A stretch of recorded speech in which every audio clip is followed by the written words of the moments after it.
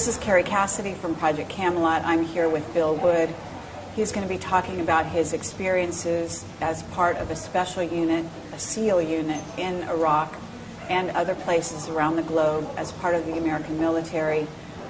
Some of this testimony may be considered to be in violation of his national security oath, but we are going to be trying to stay within the parameters of that. And he is going to, first of all, speak on the subject of a disclaimer in regard to a project that he is using this for on a personal level. Hi. I just want to disclose to everybody that I am writing a fictional book about this interview and the things that I discuss in this interview. And the reason for this interview is for purposes of marketing that book. And that book, of course, is fictional. Okay, great. And so at this point, we are going to start in the beginning, and I'd like you to talk about why you came and contacted me and what group or groups you, in a certain sense, represent, if you want to use it sort of loosely in that term. Okay. Basically, I don't really have any group that I represent. However, there are many, many people, both former and current military, that have a huge amount of concern over what the members of the military know to be what's really going on in the Middle East and places that we are occupying currently outside of this country.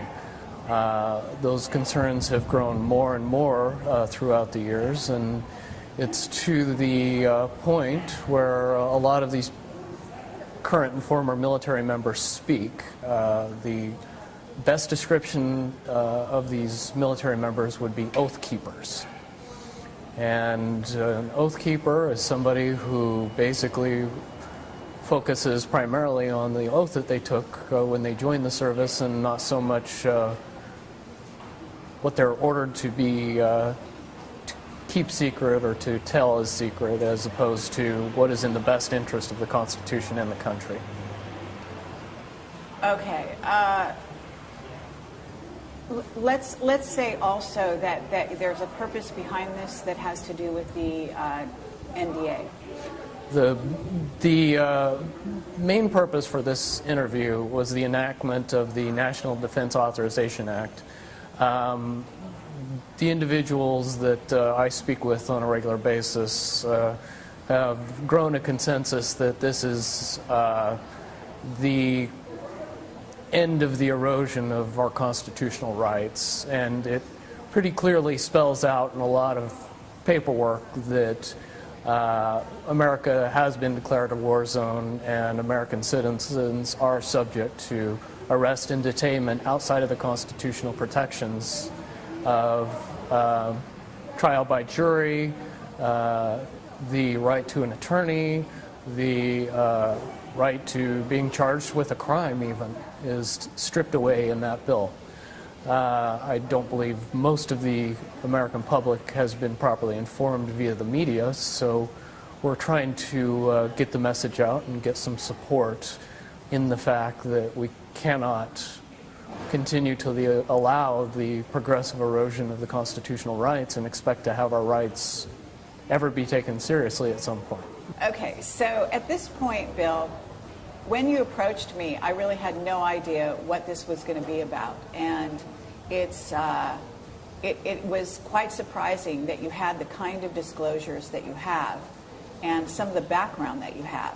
So what I'd like to do is go back through your testimony, because at the time I didn't have a camera, and I do want to say that we're in a public place here, but we are forced to be in this kind of a public place for a number of reasons that I can't explain on camera, but take it from me, there's a purpose for this. And at this moment, what I'd like you to do is start from the beginning, the way you did with me, and eventually I want to work our way to sort of some of the more what you might call top secret disclosures that happen later on.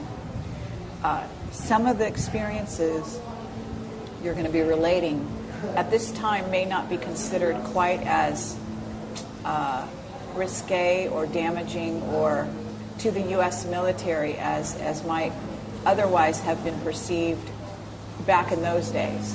Mm-hmm. Back in those days, you had a very special clearance, and so I would like you to talk as much about that clearance in setting the stage for the story as possible. Okay. So in June of '91, I joined the U.S. Navy, and I was less than a year into my Navy experience in training in Fire Controlman A School when I was approached to take part in a special team. At the time, I wasn't really told that much about it, other than it was secret. But from my background and my family involvement in the military, I was excited to take the opportunity. Shortly after that, I was reassigned to San Diego, California, and was assigned to a ship that was being built. So that gave me a lot of time to go to schools, which that comes in handy at this point, because very quickly after that, I was taken to this special training school and found out the details of which were the basic sense is that I would be controlling Tomahawk cruise missiles and using specialized equipment that nobody really knew about in order to fly those missiles from when they come over the horizon to line of sight of the target, and to drive the missile directly into the target and be able to verify prior to the targeting of any kind of building or designation that it is the target that we are looking for, and then it is approached, and the Tomahawk missiles are used against it effectively, and then we also do bomb damage assessment after that. Okay, but the reason you got involved in all of this is because the Americans found, was it during the first Iraq War that their Tomahawk missiles were going off target? There was a problem with Tomahawk missiles in the first Persian Gulf War, and if anybody can remember the baby food factory incident, when buildings tend to look alike, they have trouble, the Tomahawk missiles have trouble telling which one's which. And the problem that they had, or that they found they had, was that it made the missiles only about 70% accurate. And that was a big problem because we ended up blowing up buildings that the Iraqis would then put on the TV and say they're blowing up baby food factories. And that tended to negatively affect us on the news. So we had to come up with a solution to that problem. Okay, and so they brought you and people like you on board. Can you explain why you were selected? The primary reason I was selected was A, because of my background. I came from a military family, and B, because of my qualifying scores during training. I found out later that they selected the people who knew absolutely everything about everything and were very good at taking tests and very good at solving problems, which is what it eventually came down to. It was after that that I found out that I not only scored very high on the test, I got a perfect score on the test, which is one of the main reasons I was approached, and the others in my group were approached. Okay, so what kind of a test was it, though? Does it test your intelligence? Does it test your, I don't know, is there a physical test as well? The original test was the ASVAB test, and that is just a standard military test that tests many aspects of how intelligent you are, how you process problem solving, how you approach different situations, and ultimately how much knowledge you have on many, many diverse subjects. When it comes down to it, it's a overblown IQ test and relates mostly to your cognitive reasoning skills. All right. And was there a physical test as well? No, physical testing wasn't necessary for this project. Intelligence was more important. They later proved that the physical portion they could fix. The making somebody smarter, very difficult to do. Okay. Right here, I know that this is kind of going way ahead, but at a certain point you were trained and selected also, you found out later, because of your psychic ability. Is that right? I guess the proper term would be potential. Everybody possesses a certain amount of inherent ability towards upper level thinking. It really matters as to how prone they are to being able to effectively use it and not let lies get in the way.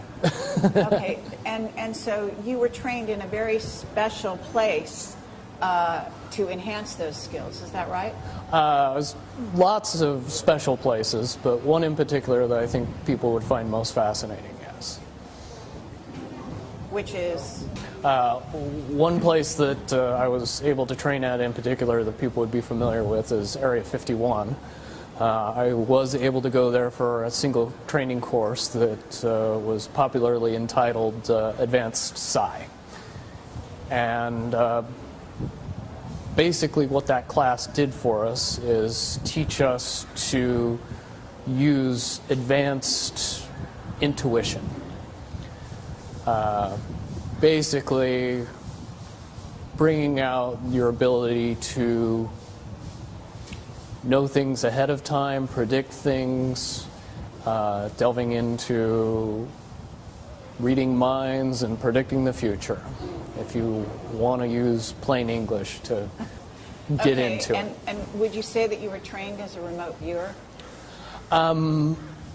Certainly that goes into the ballpark or the wider spectrum of what we are being trained to do. The wide spectrum is to trust and hone and use your intuition effectively enough that you could rely on it in tactical situations to give you more information than your five senses were giving you. Okay. And you and the other people you work with were a group of 9 people, is that correct? We were a group of more than 9, but it was 9 people that operated. We had officers and senior enlisted that helped us and a support staff, but essentially it was 9 people that were trained to do the job. Yes. Okay, and is that 9 people to go into the field? Yes. Okay. And so you went to school, and then what happened? At what point did you start to be deployed, or what was the trajectory? In 92, at the end of 92, we started to be deployed on missions. A basic overview of a mission would be to get to a target, usually by some extraordinary means of jumping out of an airplane or walking further than most people would imagine, getting within the line of sight of a target, setting up electronic equipment that would allow us to control the cruise missile via line of sight, wait for the missile to come inbound, sync up with the bird as it was in flight, and then use regular airplane type controls on the box or the targeter that, for what people know today, would be essentially flying a Tomahawk missile, just like an operator would fly a regular drone aircraft nowadays. In my description, I would say the Tomahawk missiles were the first generation of drone aircraft. Okay. So did you have to have computer skills, special computer skills to operate something like this? We were highly, highly trained in advanced electronics, optics, electromagnetic devices, motors, synchro servos, and also radar and laser energy. Okay, could you repeat that last line? The whole thing? Okay. We were highly trained in advanced electronics. We also did a special amount of work with optics, with electromagnetic devices, motors, servos, synchros, and a lot of information about radar and laser systems. Okay. And so far, have we violated any kind of a security oath? Not yet. Okay. No, but I'm just going to ask you that periodically, just so that we can sort of monitor that situation. Because we don't want to endanger lives any more than necessary here. You know, both of us are adults and know what we're getting involved in here. So at that point, you must have been deployed to a ship, right? We were deployed. I was deployed on several ships during my career, but on this particular occasion, yes, I was deployed to a Arleigh Burke-class destroyer. Okay, and where was this based? It was based out of originally San Diego and then later moved to Japan. Okay. And so from this point, you were, can you describe the team you worked with briefly, and then how you were sent out on missions and where specifically the problems began? Originally, we were deployed to missions throughout the Middle East in various countries. The one that mainly I spent time in was Iraq, and that area of the Middle East. To most people's understanding, I think everybody thinks that the Gulf War ended shortly after it began in 1991. However, I do have personal experiences that would say that the level of occupation and level of violence that the American military perpetrated between 1992 and 2000 would be surprising to most people, I believe. Right. So at this point, you were deployed with a team on these missions, is that right? Right. Basically, the designation that we had was SEAL Team 9. Now, if you do all of your research, you find out SEAL Team 9 doesn't exist. That's okay. Until recently, SEAL Team 6 also had the same level of security and also didn't exist until shortly after we killed bin Laden. And then a couple of months after that, a helicopter was blown up, and then SEAL Team 6 really didn't exist. Okay, and they didn't actually kill bin Laden on that foray, so to speak, either. Based on the information that I had during the time that I was in the military, I do not believe Osama bin Laden was alive in 2011 when he was reported killed. Okay. So you were deployed on missions, and you were a group of 3, is that right? Yes, we were actually 3 groups of 3. We went out in 3-man teams. Basically, we were all trained to do each other's jobs, but we tended to do our individual jobs mostly. We had a team leader who was a first-class petty officer. We also had another member of our team who tended to concentrate mostly on weapons and protecting everybody while I was doing my job mostly. And then I ended up running the equipment most often and flying the Tomahawk missiles and the air surveillance drones that we would use to also cover our butts when we were moving around. Okay, so you were targeting the missile, in other words? Yes. Okay. From when I started operating in about 1992 to about 1995, most of the missions that we were performing seemed military targets and above board and worthwhile for the level of effort that we were putting into it. Although we were not at war. Although we were not at war, we were going after viable quote-unquote targets, or things that at least seemed viable from the outside. Okay, but they were so in a sense, I mean, if we're not at war, for us to be sending a Tomahawk missile to bomb even a military installation in another country is technically an act of war, is it not? It's very much an act of war and completely violates UN rules and regulations. Yes. Okay, and so you were doing this on a regular basis Yes. as part of a top secret group. Correct. Okay, are you able to describe what kind of clearance you had? The level of clearance that I had, or the designation for my top secret level clearance, would be Indigo. And Indigo was a level of clearance that anybody that worked with Tomahawk missiles got, that was related to SEAL Team 9. Okay, so we're having a helicopter fly over quite low at this moment. Not sure why, but it's an interesting dynamic. So we're just going to wait just a brief minute here and see if we can hear it disappear.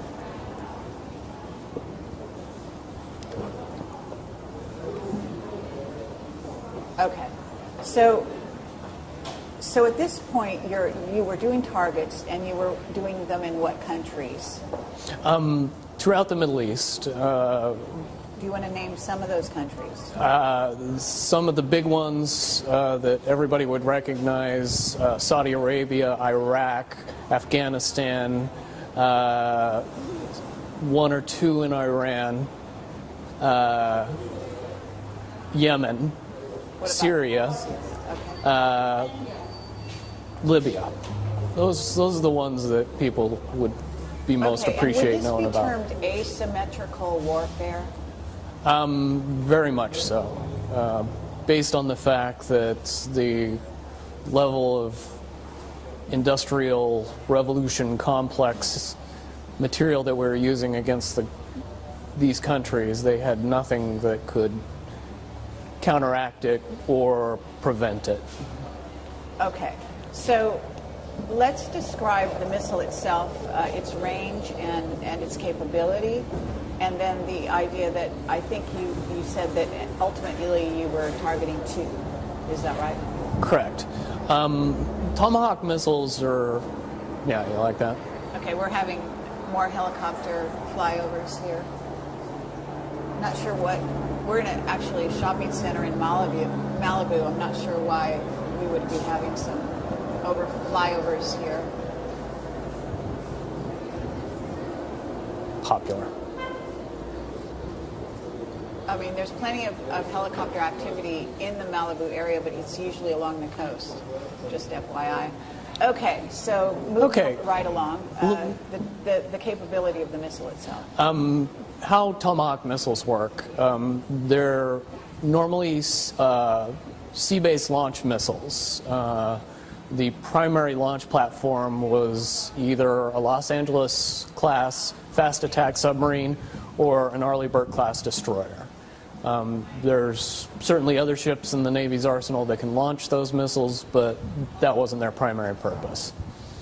Once a missile was launched from a ship, it would go along pre-programmed waypoints until it got close to the target, and then it would use a combination of radar, lasers, and terrain mapping to snake its way through the land masses until it got within the line of sight of a target. The official version of what a Tomahawk missile would do at that point was compare a picture of the target to a picture that it has in its database and designate itself upon that target based on what was inputted up to it shortly before it was launched. At that point, we could interrupt the flight path of the missile by syncing to it with a special piece of equipment. Okay, I'm sorry, we have a helicopter again flying very low over this building.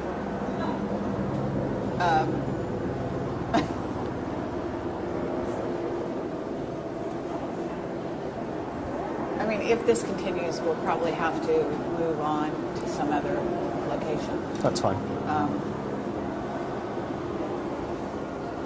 I can't for the life of me imagine why it keeps going over and over. No. Okay. Okay. Just back up a tiny bit. Okay.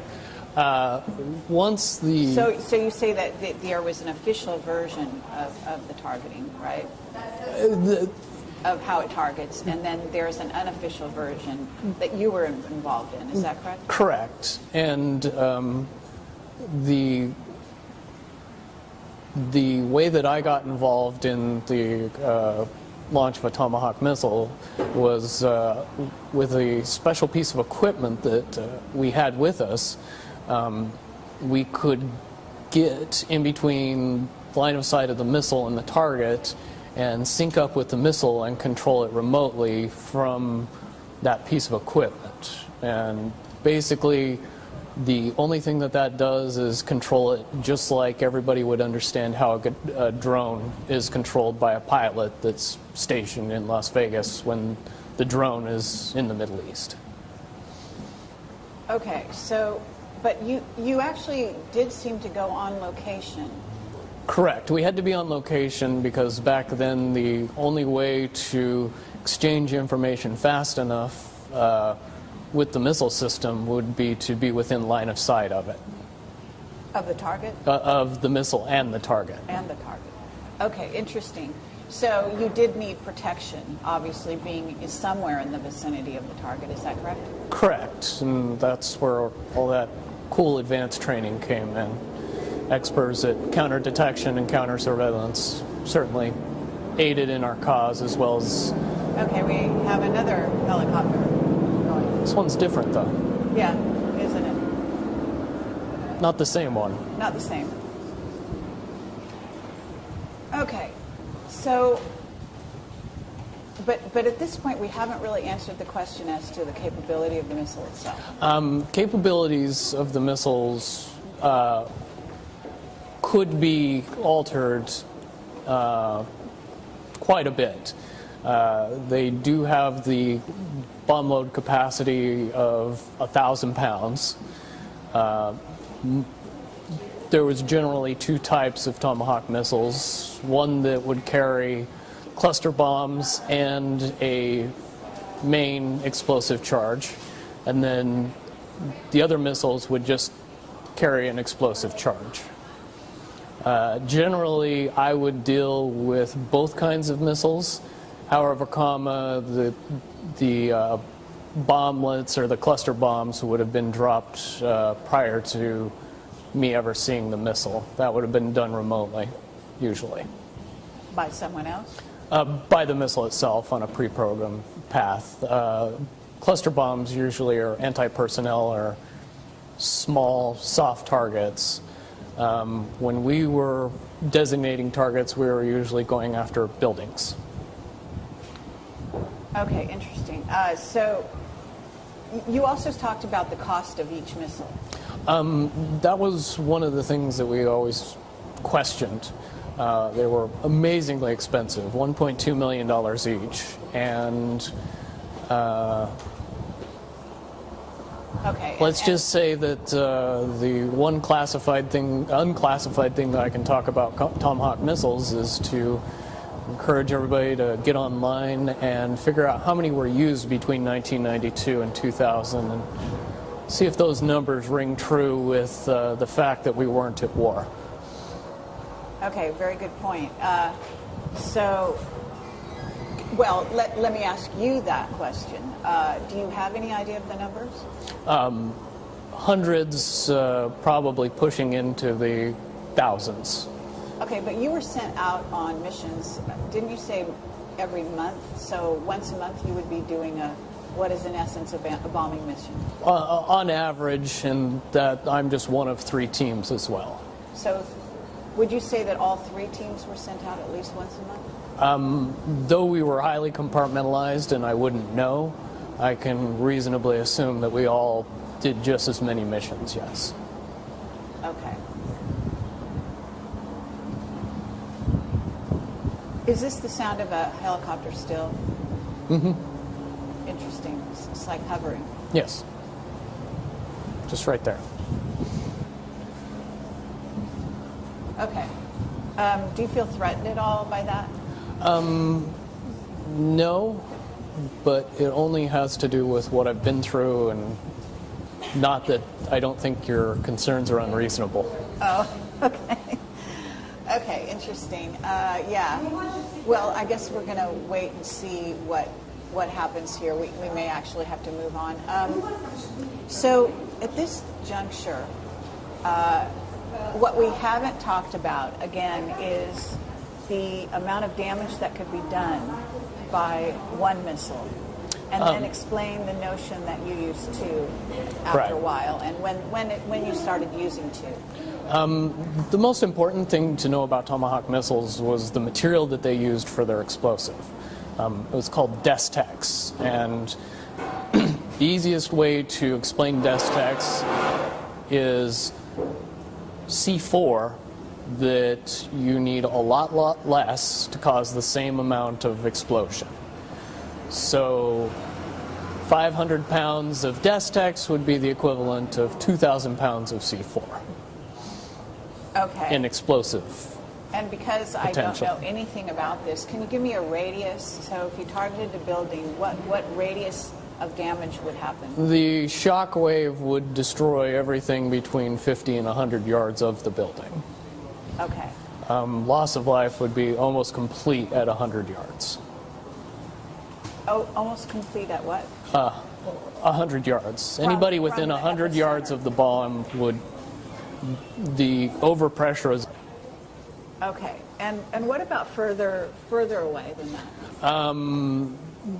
Beyond that is the potential for dying from anything from weak blood vessels in your brain to debris. And that would spread over a much greater distance depending on the target. Okay. And these installations or buildings that you were bombing, even though we were not at war, that were in the Middle East, you had intelligence that gave you background on why that target was selected. Is that correct? Correct. We always were given information about the target and what it was supposed to be, and how we were supposed to be doing the mission. Later on, after we'd been doing it for several years, we tended to question that information based on the fact that we found that more often than not, the information was either kind of wrong all the way up to completely wrong. Okay. So I just want to make sure that we cover this sort of preliminary until you go to the blow-by-blow of what went on. And we are still having helicopters in the vicinity, in the background. What do you think? Should we change and go to my I think if we ever want to get it done, we should change. Okay. This is not going away. All right. Yeah. And I was thinking about that long before you were. I'm Carrie Cassidy from Project Camelot, and I am here with Bill Wood. And we have had to move from our location where we were to a more private situation in order to take this testimony, because we have been overflown by repeated number of helicopters that simply did not want to go away, right? They were there long before the interview. Okay. But they made themselves very, very prominent during the interview, I have to say. So, and we will have kept that on this tape, and I plan to use that part, okay? But I'm used to the attention. I'm sorry? I'm used to the attention. Oh, all right, fine. Well, I'm not quite used to that degree of attention, let's put it that way. For me, this was something of an unusual situation. But at this moment, what I'd like to do is just maybe summarize what we've talked about before, because in case we do have any issues, having helicopters fly over is fine. It's a problem, of course, but if they're shooting an electronic pulse at the camera simultaneously, then the footage that we've already shot could have been affected. Mm-hmm. And what we have talked about has been excellent so far. What I'd like to do is recap it, okay, sort of in as short amount of time as you can. Mm-hmm. And what we're covering here is, the team that you were part of, the part of the service, the special training, and the capability of the Tomahawk. Okay. Basically, my military career was such that I was in the United States Navy from June of 1991 until June of 2001. In that time, I served in a special unit called SEAL Team 9.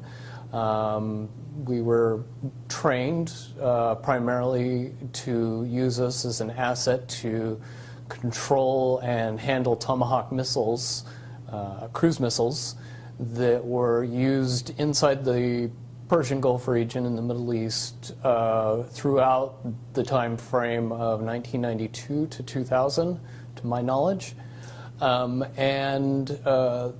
Those missiles were used in a capacity similar to what people would understand how drones are used today, both as intelligence gathering, but obviously the end game with Tomahawk missiles was to blow something up at the end of the flight. So that's what we would do over a secure link.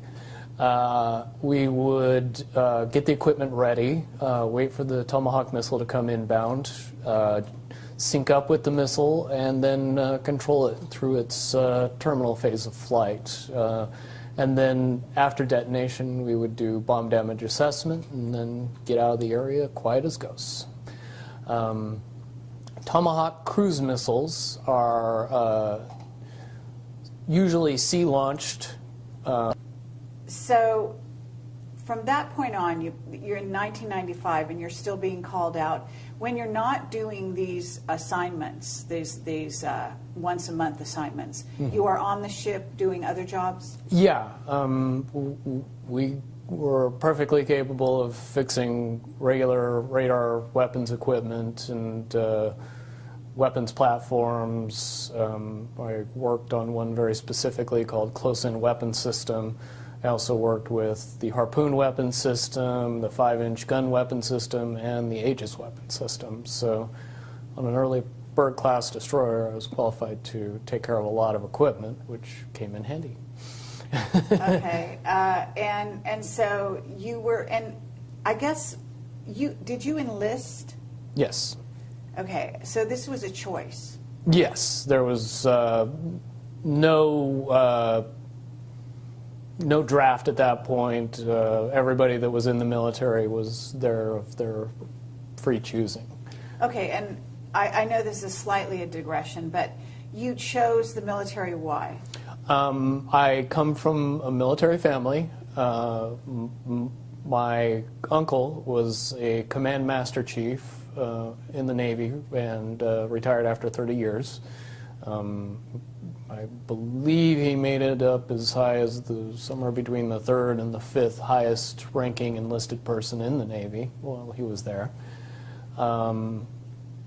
And when I was very young, I got to ride on the USS Missouri when it was recommissioned. And I was pretty addicted after that. Okay. That being a ship? Yes, it was one of the 8 battleships that were recommissioned shortly before the first Gulf War. Okay. And did you have other members of the family that were also in the military, or just your uncle? My brother was in the military, the U.S. Navy at the same time I was, and a cousin, my uncle's son, was in the Navy also at the same time that I was. But not your father? Not my father, no. Okay. Okay, well, from this point on, 1995, you start noticing there's a change in targets. I mean, do you really think there was a change, or do you think that your perception for some reason changed? No, there was definitely a change. When you couple the seemingly insignificant aspects of the targets and evolve that with the amount of overkill that we were using when we would use these small buildings as targets, it would be what I would term as a massive amount of overkill. And it was when that started happening that we began to ask questions about, is the intelligence correct? Are we getting the right information? Why are we going after these, tiny targets with massive amounts of ordnance? Okay, and in many cases, it sounds like you didn't work in cities, as I think we talked about. You seem to be on the fringes in the country, and what you're talking about are really small villages. Really. Small villages, out-of-the-way places. In that part of the world, that's how most of the rural population lives. Large cities tend to be, relatively obscure in any part of the country except for maybe the capital. Okay. So at this point, it's 1995. What happens is there any incident that specifically happens? It progresses up to April of '97 when we were out on a mission, and like I was telling you about the dual Tomahawk missiles, normally it wasn't a big deal. They would come in right behind each other. It would be boom, boom, and there wouldn't be many issues. But in April of '97, I had an incident where the second missile came in 5 minutes late. And I was faced with the prospect of hundreds of people pouring through the debris of the first Tomahawk missile, being right on top of where the second Tomahawk missile was going to be designated. It would have killed hundreds of innocent rescue workers if I redesignated that target 5 minutes later. I had an aspect of conscience that made it so I chose not to detonate the second missile on top of those rescue workers, and that was against standing orders and got me in a lot of trouble. Okay. So, but can you describe it in a little more, fill in the blanks, for the people that are listening, because this was a village in northern Iraq, was it not? Correct. And then also describe, maybe a little bit more blow by blow that incident and what you did with the missile. When the first detonation went off, it took out a small two-story building.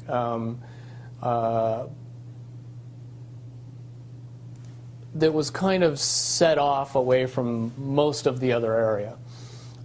When the missile did detonate, a huge number of people from the surrounding village came in to go through the debris and find any survivors and help people that were injured, because there was a large amount of collateral damage in and around the building as well. Smaller buildings, homes were knocked over or torn to bits, and there was a lot of injured people. So, and what you were saying was that the impulse of the townspeople when any building is targeted is afterwards is to rush in to sort of deal with the wounded or Correct. Handle the situation, right? And yes, and that was normal for my experiences to see people go in after the detonation and do what they could to help the people that were inside or the people that were hurt outside. Okay, and so at that point, what happened? At that point, I made the decision not to detonate the Tomahawk on its designated target, and I flew it safely off into a mountain and detonated it there, where it didn't hurt anybody. Okay, and what people need to understand is that you were completely in charge of the controls at that point, right? Yes. So it wasn't the other two people that you're working with that necessarily agreed with that decision. This was your own decision? This was my own decision, and there was nothing that the other two people could have done to make it happen, because there was just no time in between when they realized something was up and then the missile was destroyed instantly after that. Okay. Certainly they realized afterwards what I'd done, that it wasn't going to go good when we got home. All right. And at this point, you were in northern Iraq? Yes. And how far away from the place of detonation, so to speak, were you? That time we were probably 2 miles away. Uh-huh. But you had line of sight, as you call it. We always tried to get up as high as possible and extend line of sight as far as we could. Didn't need to get close, so we tried not to. Okay. And as far as that goes, what do you use for line of sight, just out of curiosity? Were you using some specialized equipment in order to see the target area? The box, as we called it, would use a narrowband microwave frequency that was encrypted to sync up with the missile when it came into line of sight. The reason we would use that type of communication is because it was hard to interrupt or jam. Okay, but so your visual was good. Is that what you're saying? Well, we would have visual of the target, but I would also have visual of the target via the camera in the Tomahawk. So I see. I could So you fly were it actually, via the camera. Oh, really? So Yeah. you actually were riding, in a sense, riding along with the missile when it went to its target? No. Wow. The fact that there's cameras in Tomahawk missiles was ultra top secret. And then I happened to notice when we were launching Tomahawks on Libya just last year that they showed the camera picture from the Tomahawk, and I just wondered if most people knew how many things they saw on TV that 10 years ago were ultra top secret. Okay. Yeah, well, no, I think that that's important for people to realize, is that what's happening right now is that we have an asymmetrical war being conducted just as it was back then. The difference, I think, is that some of these incidents do get reported in the news. We do hear about the U.S., for example, attacking in areas of Pakistan, areas of Syria, from what I understand, Yep. periodically, right? Yes, and a lot of that information doesn't come from journalists or news reporters. It comes from assets that I would say are doing what they can to fight for the country, even though they work for the military. Okay, okay. To trying to get the word out as to what our government is actually up to. I believe the proper term is whistleblowers. Okay. Hurrah, or as they say, whatever. So what happened? Okay, so this happened, and then what happened when you returned? Or what was the trajectory? Nothing per se happened when I returned, but a month after that incident, I found myself facing general court-martial for unrelated charges. Okay, so you literally went back to base and there was no repercussions? No one said, what did you do with the other missile? Why did you fly it off target? None of that happened? During debrief, I mean, there was some very upset people, and why did you do, and many conversations with many different people about saying exactly what I said to the person before them, but I was adamant that it was a mission gone bad and I wasn't going to kill a whole bunch of rescue workers, and I thought it was left at that. So you continued to be called on assignments after that, right? You and your team. I didn't go on another mission before I was facing court-martial, no. And what was the period of time between those two things? It was a month or less. Oh, so you immediately were, it's pretty much, I mean, 1 month of downtime, and then you were called into court-martial. Mm-hmm. Okay, and that was for what? That was for what they said was child rape, which it definitely was not true. Okay, so basically you're based on a boat, ship, from 1992 until this time, which was 97? Yes, I was based on a ship, but realized we weren't always on the ship and we weren't always in the Persian Gulf. Okay. So was this on leave, an incident that happened when you were on leave? This was an incident that happened 2 years earlier when we were back in home port in San Diego. Okay, and just to summarize that quickly, the situation was what? The situation, what actually happened was I found myself in a situation where I was having consensual sex with a 16-year-old girl when I was 25 years old. Not what they characterized it in my court-martial as. Okay, so she was 16, but you thought, but even that was underage, or I don't even know what the laws are. Well, the laws in California at the time were that 16 and 17-year-olds could consent.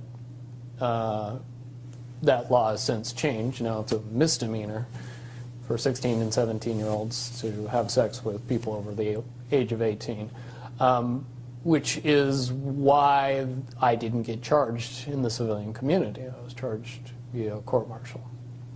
Okay, so they went back 2 years prior and charged you, and did you know why? Like, I mean, you basically put two and two together and figured that they were targeting you somehow. Can you describe what the rationale is on the part of the military and how you explained how they kind of have something on each person? Well, the rationale is obvious. If the military has something that they can use against you, which in my particular case was obvious, they can not only use the situation but blow it completely out of proportion. And in the military justice system, there is no real recourse to being able to prove yourself innocent of charges. More typically, you're found guilty long before you ever make it into your court-martial. You don't have the right of a jury of your peers. Your jury consists of military personnel that are senior to you in rank and that have an overwhelming desire to protect their career over what they decide in your court-martial. So, in other words, they're sort of conditioned to find you guilty regardless, because that works in their favor. Absolutely, because if you go into a room being told by somebody that's in authority over you that a person is guilty, it's nearly impossible to be an impartial juror at that point. I think Bradley Manning could tell us all about that. Okay, yeah, no, that's pertinent, actually. Okay, so at this point, you've actually, gone against orders. They decided they want to pull you back into rank, or whatever you call that, rank and file. So Yeah. what did happen then? Shortly after I was charged, I was contacted by my SEAL team lead officer, who was a lieutenant, and he gave me the option of rolling the dice and facing my court-martial and pretty much guaranteeing that I would spend 11 years in Leavenworth, Kansas, or I could take a slap on the wrist, plead guilty to something completely innocuous, and go back to work and do my job as a good sailor would and blow up targets with Tomahawk missiles and not say anything about it to anybody. That's what I chose to do. And you also suggested that they sort of had something on the other members of your team as well? I believe they had something on every member of our team because we all had at least one skeleton that we all knew about. So it was definitely something that would make it so they could pick and choose and destroy the life and career of any member of our team and easily get away with it. Okay, if for some reason one of them decided not to follow orders or be insubordinate in some Correct. fashion. Or something similar to what I did.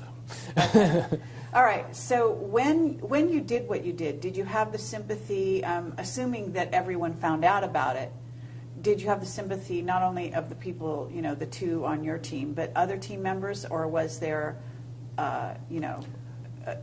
were they not sympathetic? Yes and no. Really, the only two people that had all the information were the two people that were on my team. We were fairly well compartmentalized from each other. The other members of the other two teams got the military's version of the story long before they ever heard mine. So when you're given the military version and the guy you know's version, it's very conflicting, and I'm sure most people saw it for exactly what it was, but at the same time didn't want to believe anything but the military version because they don't want to think about the reality if my version was the true version. Okay, because what your version, in essence, said was that not only was 2 Tomahawk missiles overkill to begin with, but that on top of it, these were soft targets, and that targets in and of themselves were suspicious, right? Correct. And basically hammering me let everybody else know in the group that all of the complaining and all of the trying to, bring out the reality of what was happening was not appreciated, and it didn't matter. It made every member of the team feel like they ultimately had a gun to their head, and free will wasn't an option. Just do your job, don't think. So what happened at this point? You accepted the deal, and then what happened? I accepted the deal. I pled guilty to a charge of unlawful carnal knowledge of a minor, I swear. Very Van Halen, but... Okay. And went back to work under the guise that I was in jail. Everybody that I was related to or that was involved in the court-martial was told that I pled guilty and went to jail. What actually happened was I pled guilty, got on an airplane, and proceeded to spend the next 3 years in the Persian Gulf doing my job. Okay. Interesting. So you're saying the civilian world, is that what you're talking about? Yes. The civilian world heard you were charged with this and pled guilty. Mm-hmm. Okay. So then you went back to work, and you were basically so then at that point what happened? I mean, you continued to target soft targets? At that point, it was fairly obvious that we were the team that would get the hardest targets. Not militarily hard, but the hardest to blow up. Meaning the softest the targets? softest targets, the one that were most obviously not military assets, not worth the amount of explosives that we were using. At that point, the targets became plainly obvious that it was a terrorist-based mission, and the reasons that we used the missiles and the explosives and where we targeted was to scare people and not to blow things up. Okay, but you did blow things up. Yeah, but it was not... The destruction wasn't the main mission. The main mission was to scare the people that survived and Okay. get them talking. And was it to turn them? I guess I'm kind of It's interesting because at that point they have like a captive audience, so to speak, in you guys, such that they can do whatever they want with you, and you can't complain, you can't object, because you're sort of under a certain level of coercion to be quiet, right, and do your job, Correct. regardless of what they ask you to do. So they can really sort of run you all over the countries, doing whatever they want. But how does this sort of state-sponsored terrorism, as it were, facilitate an agenda? Do you know, like, how it links up? I can see it more properly in hindsight now, but it's very easy to understand. What we were doing was creating the problem. When enough people are left behind with enough dead and injured relatives that strapping a bomb on themselves and doing a suicide mission seems very reasonable. After you've been After targeted by the government. after your mother, your father, your wife, your sisters, your brothers, your sons, your daughters are killed in a Tomahawk missile attack. Which they knew would be an American attack, right? They knew better than anybody that they were American missile attacks. Okay. Most Iraqis were well aware of Tomahawk missiles, what they did, how they did it, and more importantly, how many people they killed. Okay. It was a big deal to them. They didn't like that terrorism. So in a sense, it was homegrown terrorism being bred out of these incidents. That Correct. The U.S. was actually creating the problem, as you rightly said. Correct. That also coupled with our occupation of bases in Saudi Arabia. Plenty of people in Saudi Arabia were very, very unhappy about us being there long after the first Gulf War. This is 1997. You've been called back on duty. And you said for the next 3 years you're given targets that are highly suspicious, and basically we are creating terrorists that will sort of facilitate the so-called war on terror by actually manifesting that ourselves. Correct. I can unequivocally say that the targets that we were given and the way we were used was solely for the purpose of creating massive amounts of fear in the general public of northern Iraq, and rumors and stories of which filtered all throughout the Middle East. Definitely in 1998, I would say that the average Middle Eastern person knew for sure that the U.S. military was targeting civilians under the guise of combating terrorism. At that point, your sort of mental state must not have been great, right? No, I was very distant and dark. I was only able to deal with the fact that I had to do what I did because I knew that the consequences would just put me in jail. Would you say that that was true of the other team members as well, or?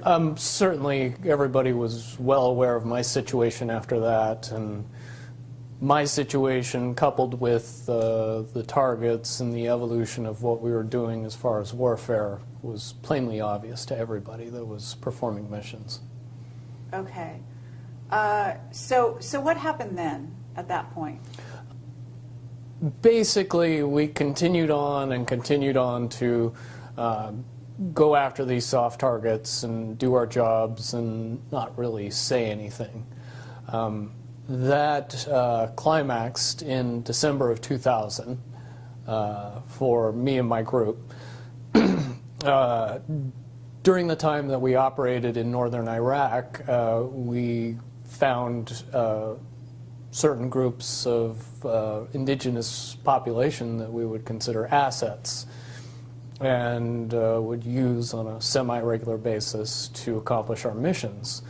In turn, we would help the indigenous people of the villages with food, water, ammunition, protection, intelligence,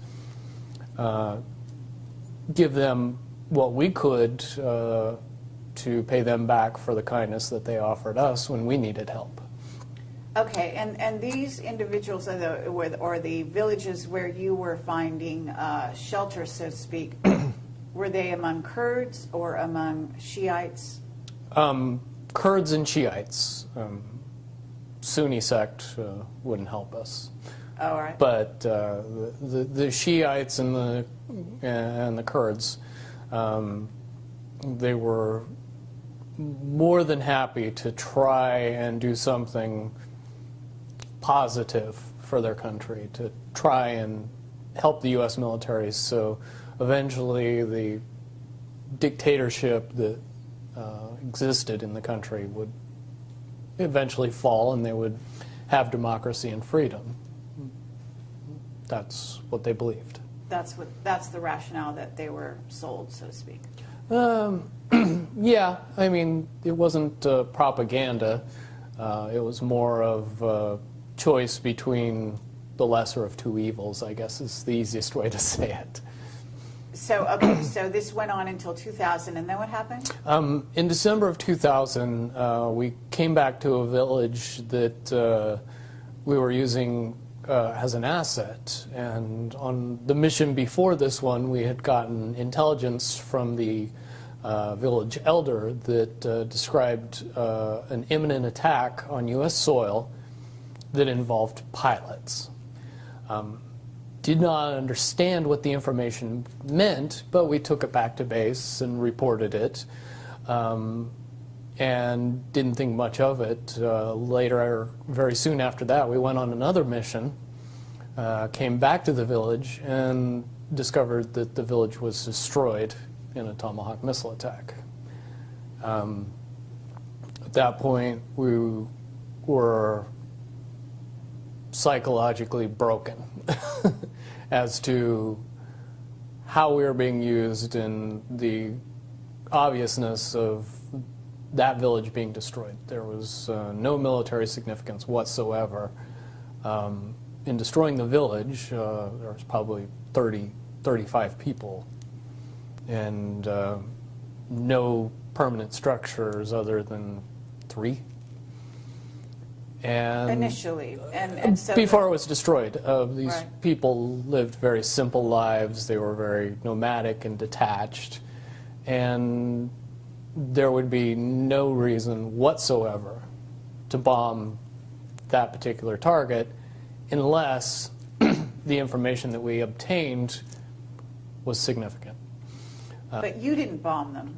No, it was another one. It was another team that knew of the village, but when they destroyed the village, they didn't know who they were bombing. They were told lies.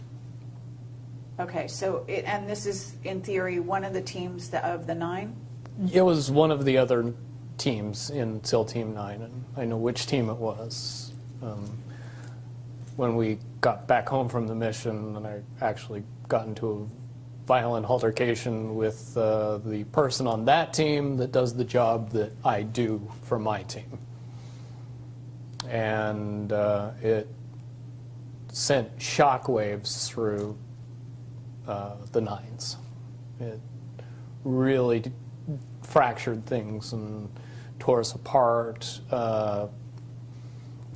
In my estimation, it was probably either the end of the end or the beginning of the end of the SEAL Team 9 program and its mission. Certainly at that time, we were seeing the evolution of drones come online, and more often we were being assigned drones as assets, so we were aware of them and their capabilities on missions. And shortly after that, drones became weapons-based platforms, and they started using the much more humane Hellfire missile to accomplish the goals that we were accomplishing with Tomahawk missile attacks. When you say much more humane, are you joking? Tongue-in-cheek, Hellfire missile has a 25-pound warhead. Tomahawk missile has 250-pound warhead. Yes, a drone can minimize collateral damage. However, we are where we are today, and we know that there's lots of collateral damage with drone-based missile attacks. Okay. Yeah, I didn't even realize that drones were military, equipped to. I thought they were simply surveillance. Most people don't. Not one of those well-advertised things that our media keeps us up on. Right. Okay. So at this point, you basically had what you call an altercation with the individual who bombed this group of people who had been giving you guys shelter. Who, in a sense, it was almost like I don't know if it's like a shelter or a home base for you guys. This small village, right? So it's village. The village is destroyed. It wasn't a home base. It was. It was an asset that we used in a military sense, but at the same time, we developed an emotional connection to the people of the village. We knew who they were. We knew what they were about. We knew the basicness of their living and how they went about. And destroying that village and killing all those people was unnecessary and sad. Okay. So at this point, what happened within your sort of when you attacked the person, did you almost kill them? Yeah, I got into a fight with them. Did go overboard, and the physical violence was enough to put him in the hospital and threaten his life. I'm pretty sure the only reason I was able to do that level of damage is because that person didn't fight back. Certainly we're evenly matched as far as hand-to-hand weapons combat at any other given time. The fact that I almost killed him doesn't seem possible unless he felt guilty and just didn't fight back. Okay. So at that point, what happened? At that point, it was pretty obvious to the powers that be that I was never going to be able to be used in the capacity that I was being used anymore. I was never going to be able to designate missile attacks and kill people. So I was taken out of service and put in a psychological hospital for 6 months. I spent most of my time in a drug-induced haze/coma, experiencing wild hallucinations, paranoia, and treatment programs that focused my mind solely on fear and distorted reality and believing in a bunch of things that were only manifesting themselves because of the drugs, the hallucinogens, the psychotropics. So they were basically messing with you at that point through, would you call it mind control techniques? I would more correctly characterize it as mind destruction or psychological destruction, stripping me from all reality as far as, up and down, left, right. Perception became something that was very fluid and could be influenced very easily. Okay. So, and this went on for 6 months, did you say? 6 months. Towards the end of the 6 months, the drugs stopped. I came out of my cloud, I guess is the best way to put it, and was told that I was being released from the military, and that everything was going to be fine, and that they just made the decision that I my 10-year mark, which was when I was supposed to get out of the military. I was pretty happy about that, especially after the 6 months of what I would easily classify as torture. I would have done anything to get out of that. I understand. Would you say, though, that, and you alluded to this off camera, the coincidence is a bit sort of mind-bending, if you will, that you actually got out on your supposed planned release date? Correct. Had none of these other altercations, et cetera, happened along the way? According to my court-martial, I should have spent 11 years in prison. According to paperwork that I have, I spent exactly 3 years and 1 month in prison and got out at exactly the time I would have gotten out if I would have otherwise been discharged. So the two questions I would ask is, do we normally let people out 8 years early, and do we normally pay them while they're in prison? I don't think those would be easy questions for anybody to answer inside the military right now. And I've proven that since I've gotten out. You know, there's so many avenues we could go down, and I did ask you to watch the video of Duncan O'Finian, which you weren't familiar with prior to our No, interview. didn't know he even existed prior to you mentioning it. So. Okay, and do you want to say your reaction to seeing that? My reaction would be mostly based on my perspective and what I know. And in a word, the things that I heard and the information that he gave were eerily similar to many, many aspects of my training. It was quite spooky, the things that he went through and the things that I went through, how strangely they coincided. And I understand completely why you would bring it up, because they are, for all intents and purposes, parallel paths that we both experienced on some level. At this point, you got out of the military. What happened then? I got out in June of '01. I went back home to Salt Lake City, Utah, and got a construction job, and was going to be completely content putting all of my military past behind me and moving on with my life. On September 11th, however, that thought process got majorly interrupted when the Twin Towers were attacked, the Pentagon, and another flight was hijacked.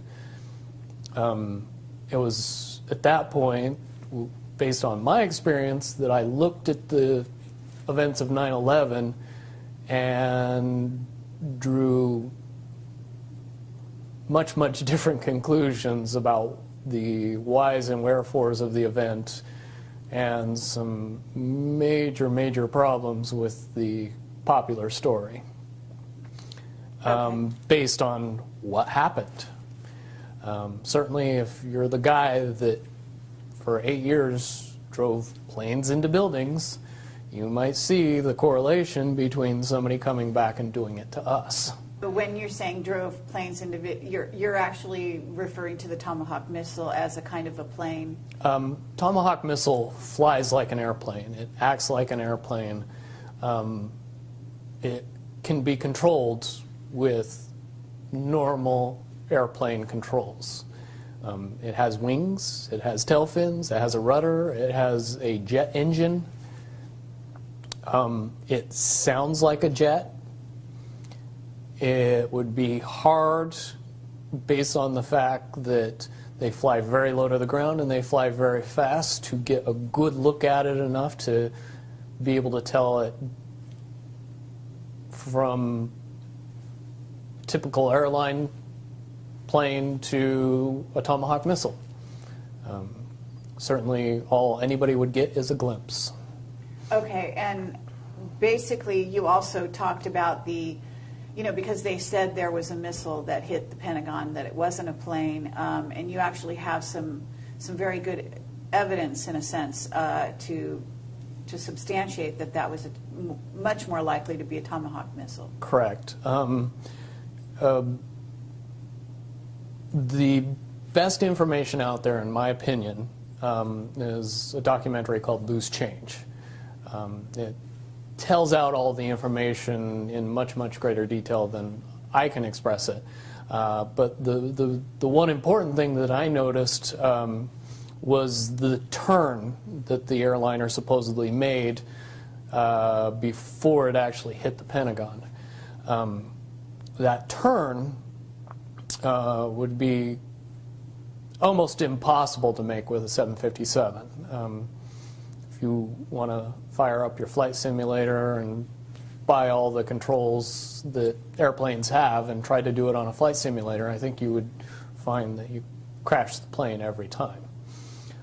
However, that turn was something that I had seen many, many, many times when I used that turn to overfly a target, come around and hit it again after I'd marked on top and verified that that indeed was the actual target with the inboard camera in the missile.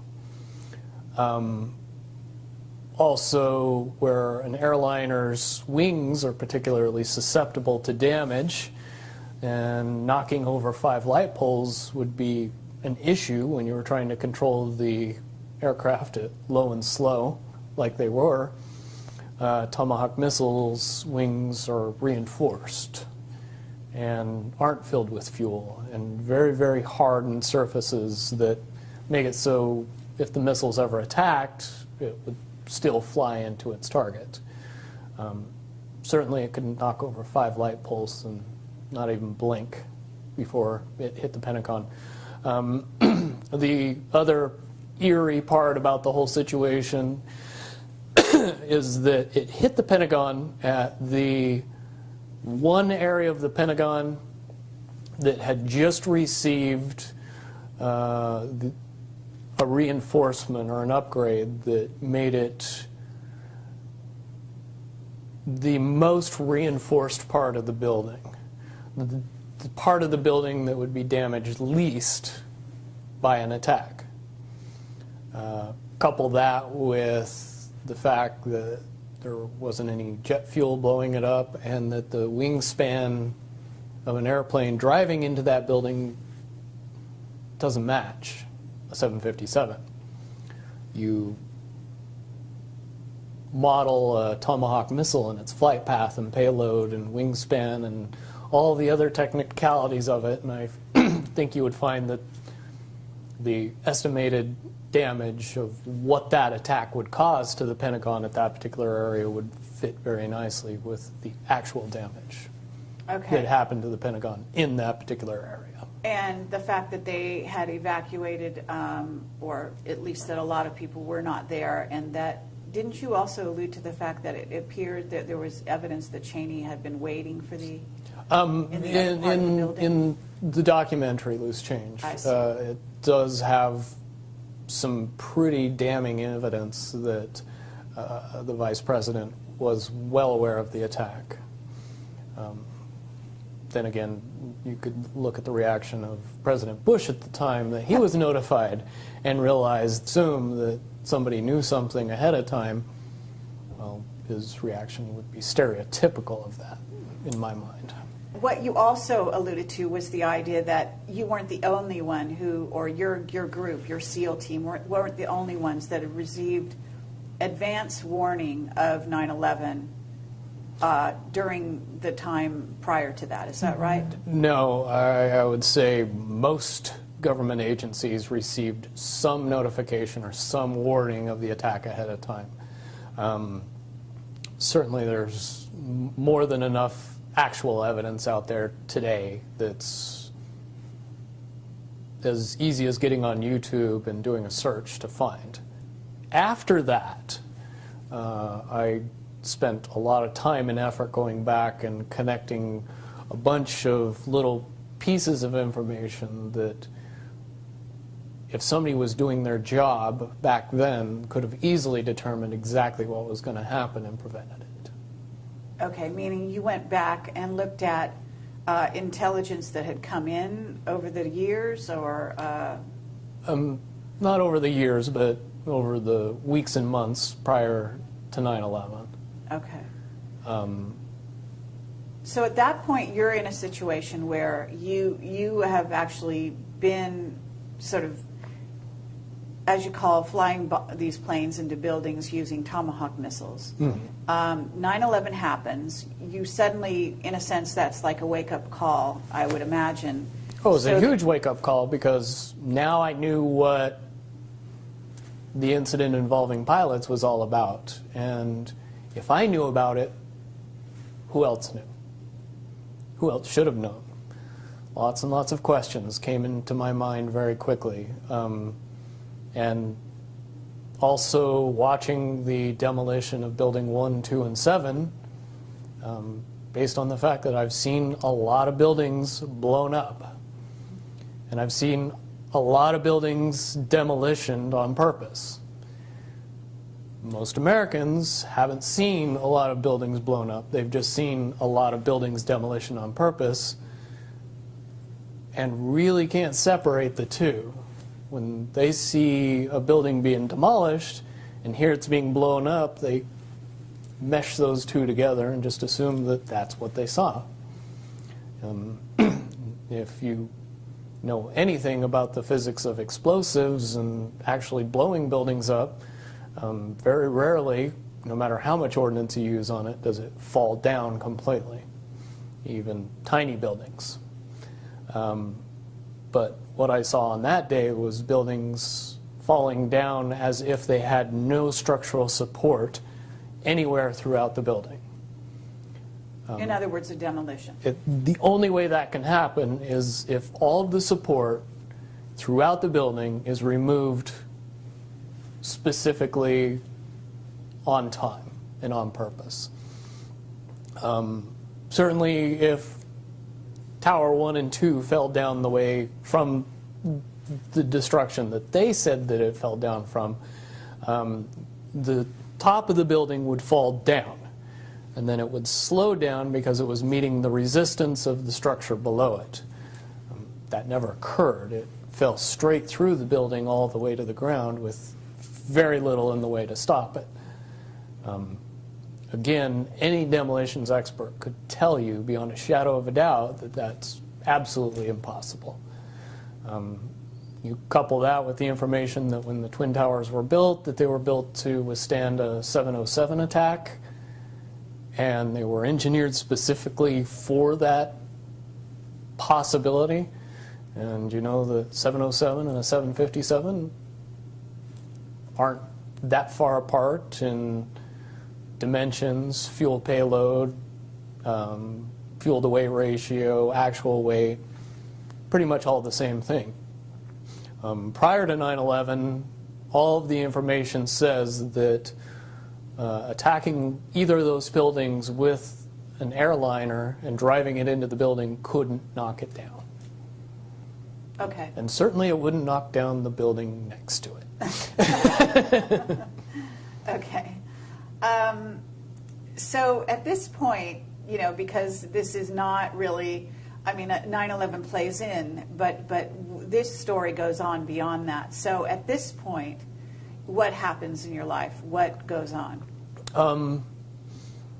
At the time of 9/11, I had just gotten out of 3 months removed from the worst nightmare I could ever imagine in my life.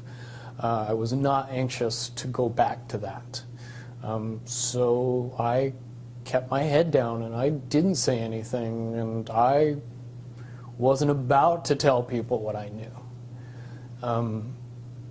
Things had to evolve more and more out of control, and eventually they did, to the point where, you know, I was hearing that Iraq possessed weapons of mass destruction, which I knew couldn't be possible based on the fact that we had blown everything up that could even be remotely classified as a weapon of mass destruction. The country was not capable of sustaining a weapons of mass destruction program based on the amount of devastation that we had been pouring on it for the past decade. And so I knew something was up after that. The enactment of the Patriot Act further solidified my problem-solution beliefs on what happened with 9/11. Ergo, we created a problem and then were given the solution. And we never really questioned that solution. Never were really told that, yeah, but they attacked us because we had been attacking them for the past decade. Okay, well, the understanding, though, is that they actually didn't attack us, that this was an inside job on top of all of that. So certainly, if a Tomahawk missile hit the Pentagon, I do have some questions about what happened to the airliner that was supposed to have hit the Pentagon, and also the one that crashed in Pennsylvania. right, supposedly. Doesn't look to me like the crater of a full-size airliner. Looks something more akin to what it would look like if I popped a cruise missile over, did an Emblem turn, and drove it straight into the ground. Okay. If you know those little wing marks that everybody sees in the middle of that bomb crater, don't have any charring around them. And if those were the wing marks of an airliner, those wings would have been full of fuel, they would have had engines on them, and they definitely would have burned. I think it's pretty obvious when you look at the TV footage of the wreckage around those two sites. The wreckage was mangled, bent, but not burned. At this point, you've had a wake-up call, and what happens in your life, because you also talked about a certain degree of surveillance, that you didn't just walk away from the military. At some point, you were under the purview of the DIA, is that correct? Yeah. Everybody that possesses a level of clearance above top secret is watched and monitored long after they lose access to that level of clearance. Certainly a secret is still a secret even if you don't let the person that knows the secrets know any more secrets. So no matter what they did, I possessed a huge amount of information that the population in large needed to be kept secret from. So yes, you get used to a regular amount of surveillance, a regular amount of interference, regular communications with some mysterious people that come up to you and just start talking that you've never met before, but they seem to know everything about you. And that was what I experienced between 2001 and 2007-ish. So at this point, you have been spending from 2001, when you had sort of a wake-up call, what did you do? Did you just continue to do jobs, or? I continued to do jobs. I ended up going to college and getting my degree in electrical engineering.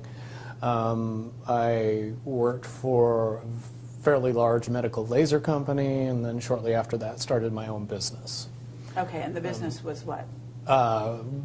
Repair and maintenance of medical laser equipment and medical light equipment. I mean, you didn't address this thing where you actually are a registered offender? Yeah, that was part of the monitoring program that worked out very effectively. When I was discharged from the military, what they didn't tell me is that I was not going to be given a choice. I was going to be forced to register as a sex offender.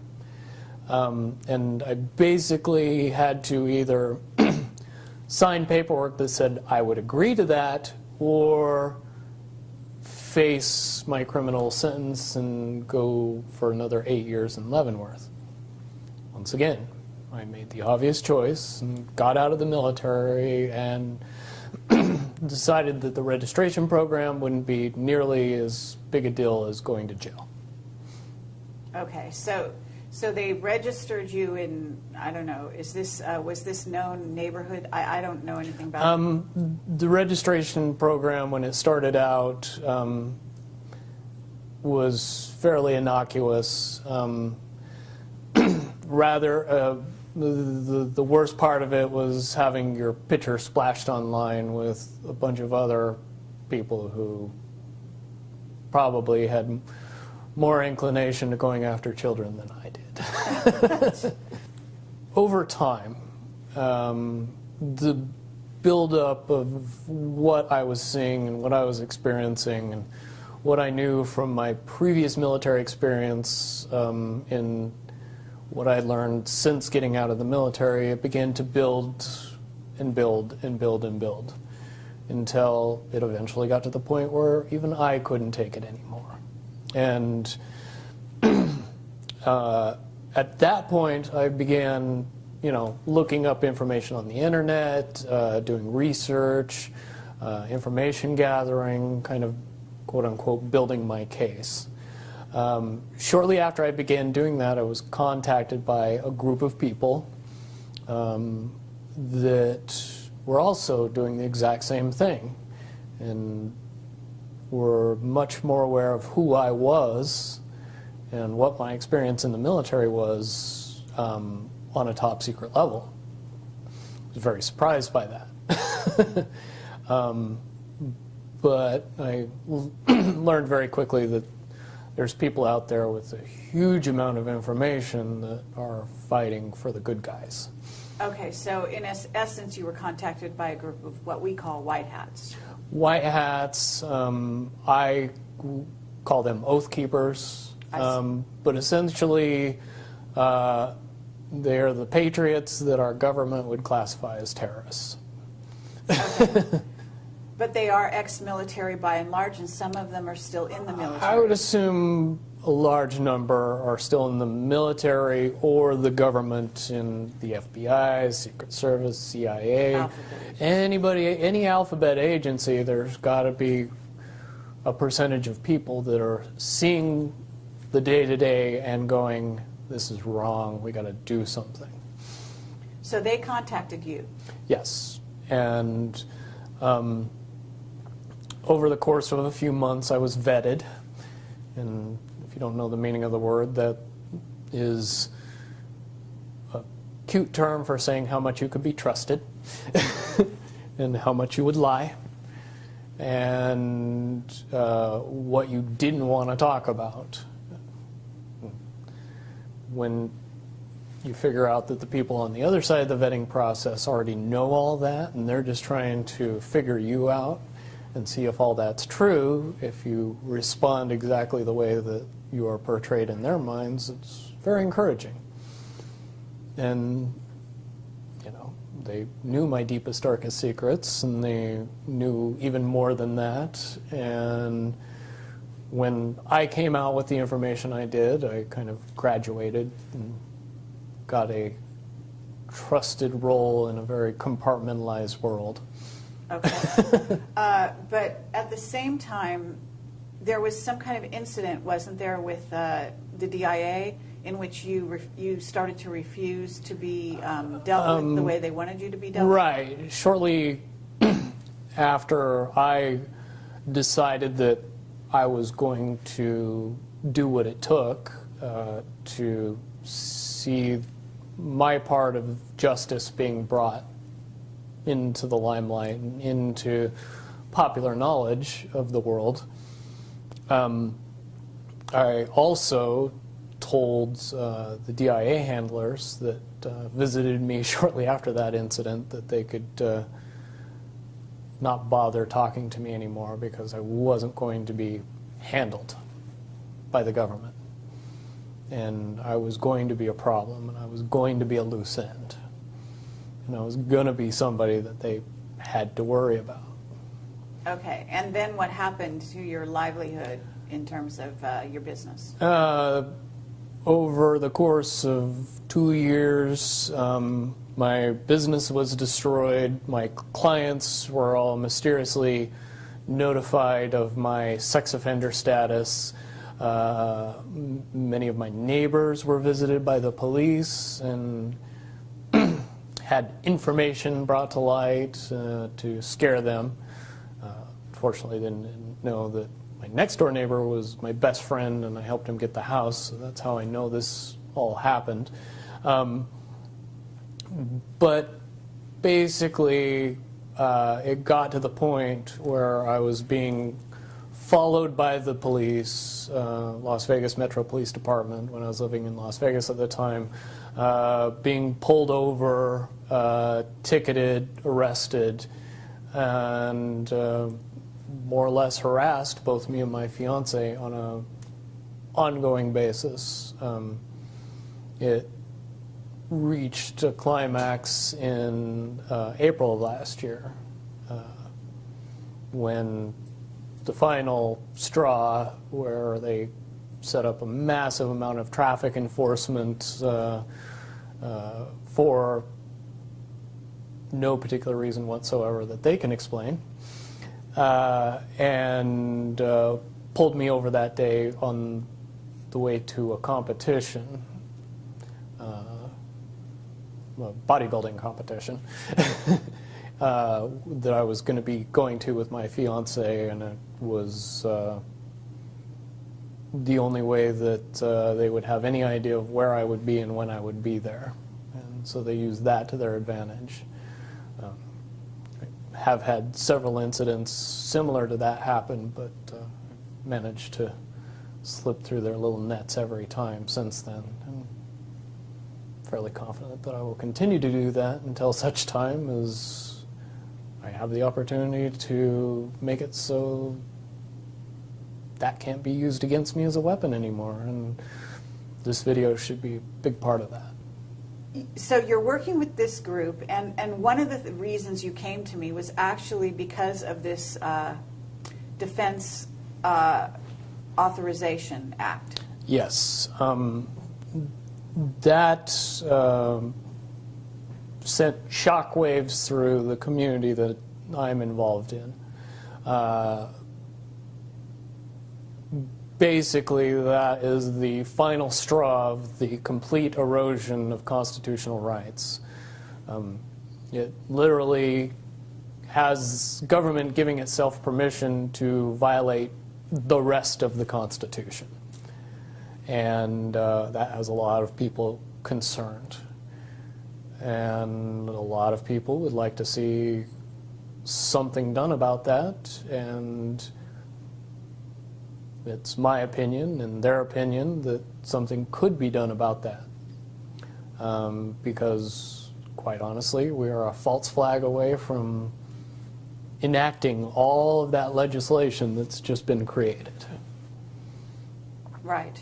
I would agree with you on that. One disaster away from lock up everybody who we say is a terrorist, and nobody will question who's a terrorist. Right. So you and this group are basically, in a sense, coming to Camelot to get a hearing for you specifically in relation to some of the things that have happened to you, right? But at the same time to bring notice to the public that this Defense Authorization Act is going to be a huge, well, it is a violation of every constitutional right out there, but that it pushes the envelope to such a degree that it must be dealt with. And you're suggesting certain strides be taken, right? Yes. It's a very simple process if you understand how the problem-solution effect works. In order to create the problem, you can't have everybody know about it. You can't have everybody talking about it. You can't have everybody saying, well, yeah, now we're just waiting for the next false flag. If that information is too widely known and too widely held, the next false flag would blow up in their face and cause a shift in public consciousness to say, no, this is just our government messing with us, as opposed to panicking us into a blind fear. Right. So we'll then allow them to go to war in a full-fledged war, right, instead of this this sort of sporadic war that they're conducting. Right. Correct. And the popular belief is there's a very, very easy way to prevent that from happening, and to get that information out to the public, it has been surmised that if we bring that to the level that it's at, if we address the issue directly via our constitutional rights and begin to notify the public in general that this is a problem and that it needs to be dealt with, and the way that's been proposed to me and to a lot of people is to create a petition that calls for the impeachment of every political person in Congress and the presidency that enacted this legislation as treasonous. Because it is treason to attempt to alter the Constitution through an unconstitutional means. If you create a law that circumvents the Constitution, you commit treason. Fair enough. We haven't actually talked about your special training. No. And why it is that you do have some parallels with Duncan O'Finian. And so having talked about the sort of Defense Authorization Act, at least on a very surface way, and explain that is your motivation, can we actually go down that road to where we talk about where you've been and some of the information you have? Because your I don't know if it's your clearance level that gave you that, the additional information about black projects and about certain aspects of, well, to name Area 51 specifically, possibly other places that you haven't told me about yet. Do you want to go, start down that road slightly? Sure. The level of secrecy and secret facilities and the capabilities of our nationally kept secrets would shatter most people's imagination of what is possible. Area 51, Los Alamos, Dulce, 100 other top secret bases where information is kept or hidden from the public in general, it would be very hard to accept that all of this information that is currently held secret and classified is actually real. And you know this because why? Because I've experienced things in the military that I've then told people about, and by and large, people that have never held a top secret clearance would call me either, at the mildest, a liar, the greatest accusation, crazy. Certainly my experience at Area 51 and PSY training and what I learned there and the abilities that evolved from that training session that we all seem to pick up on rather easily were most easily described to the layman as Jedi skills.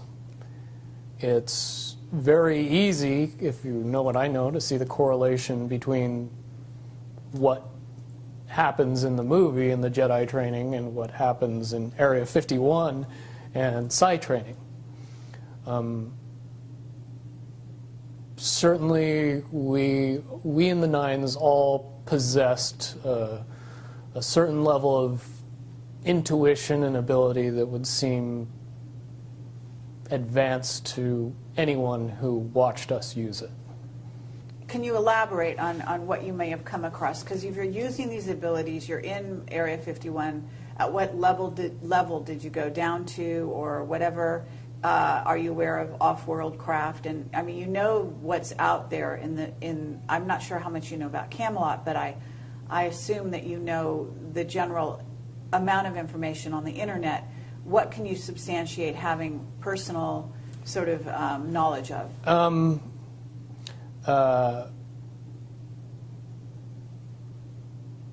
Extra beyond human abilities for every human,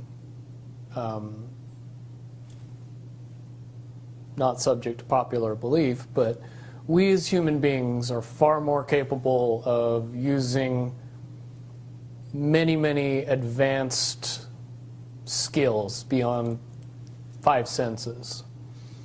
With a little bit of training and the knowledge that it was actually possible, most people could accurately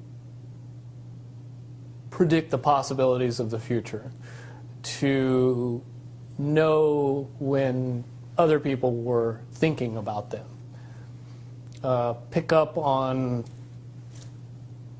what is easy to describe as reading people, where you don't really need to use your 5 senses to be able to know what somebody else is thinking or feeling. A lot of that has to do simply with the belief that and the understanding that it's possible. That opens up a lot of doors. Finian talks about having been enhanced physically. Do you feel that you were enhanced physically? No.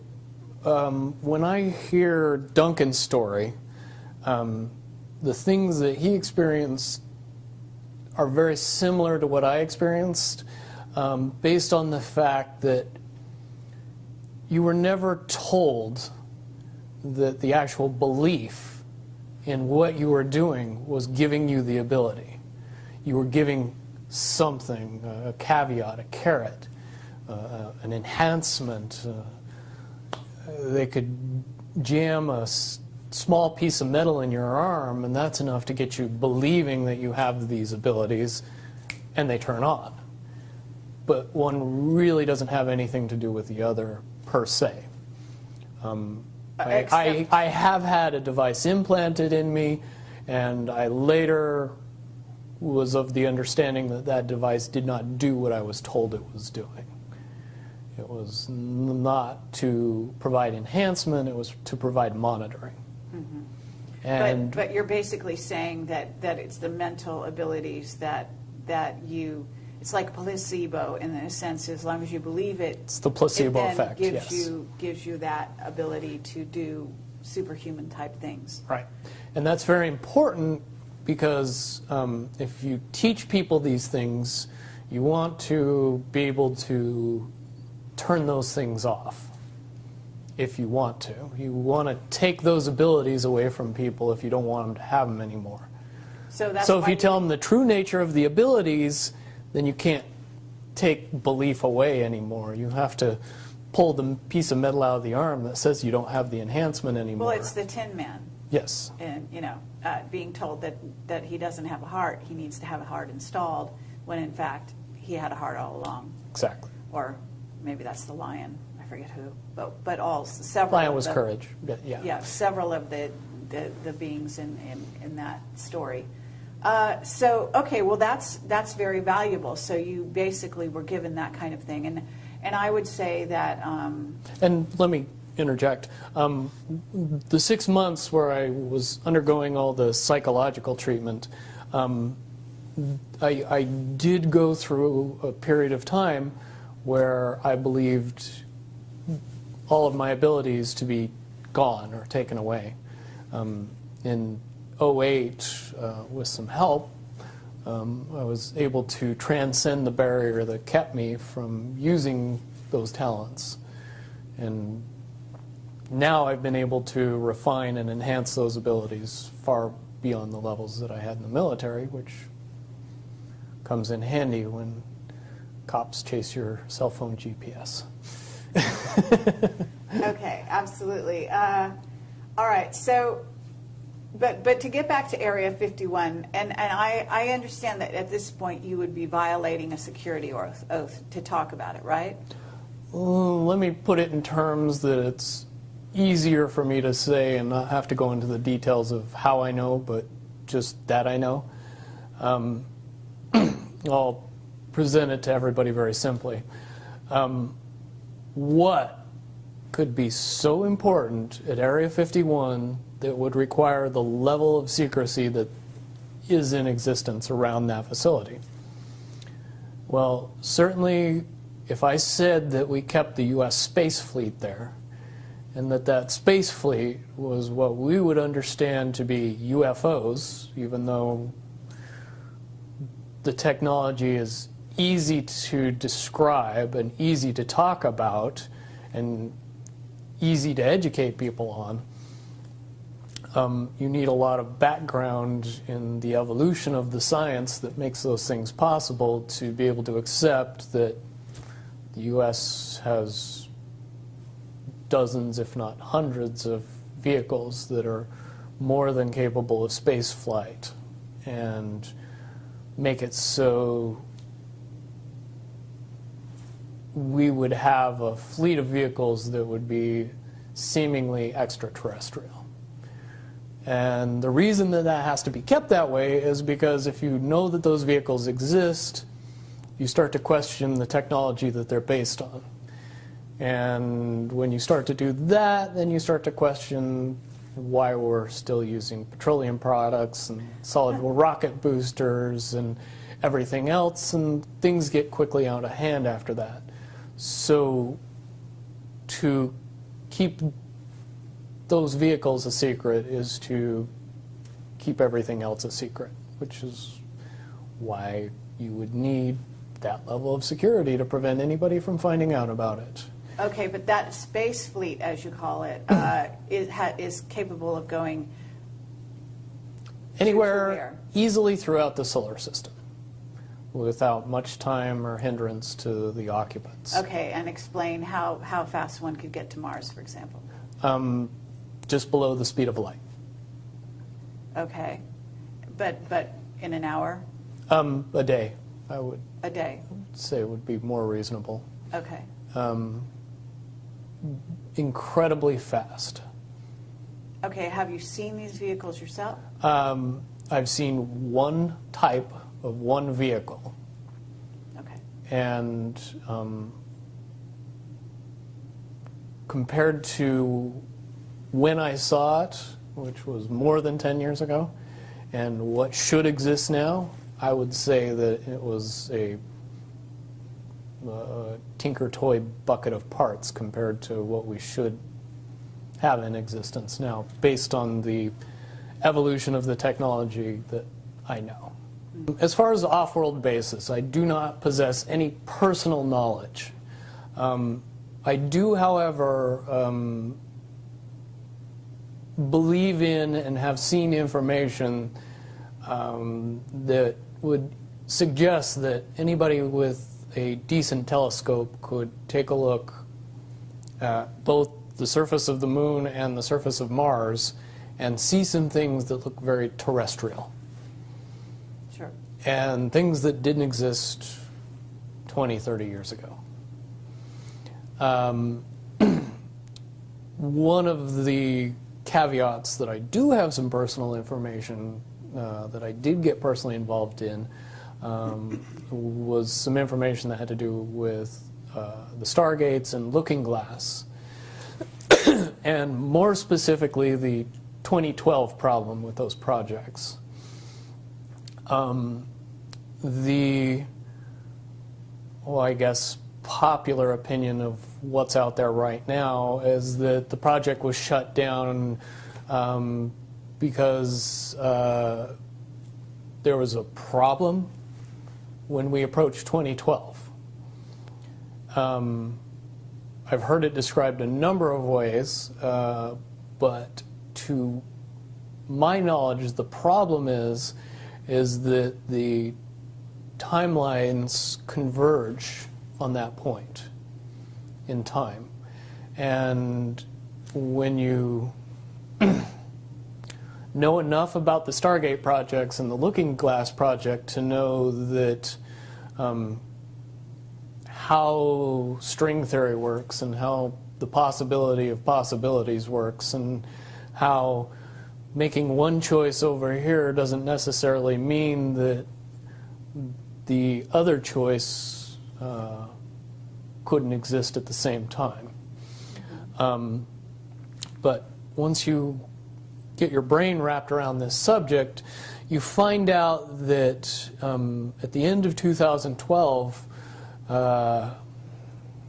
an easy way to put it, the choices that we make become less and less consequential to the future.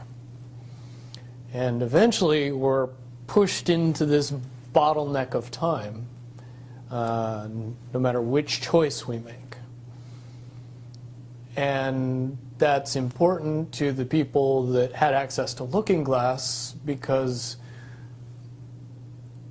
they would use Looking Glass knowing the choices that they would make and the future would pop up. The big mistake was coming up with the possibility of future. And when we started using a computer to say, well, if we make this choice, it's 79% possible that this scenario happens, and 23% are possible, or whatever, you know, I'm using round numbers, that this scenario would happen.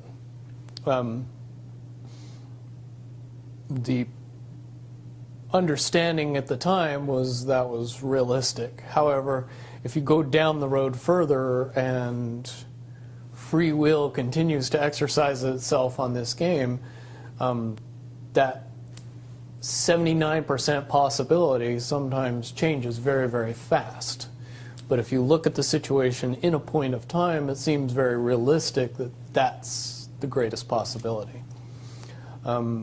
What happened was people, very smart people, began to figure out that something big was coming up.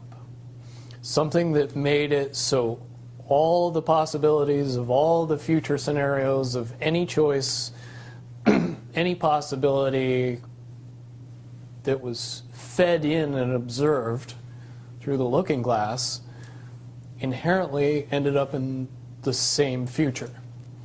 And no decision and no possibility changed past a certain point. That's the big secret.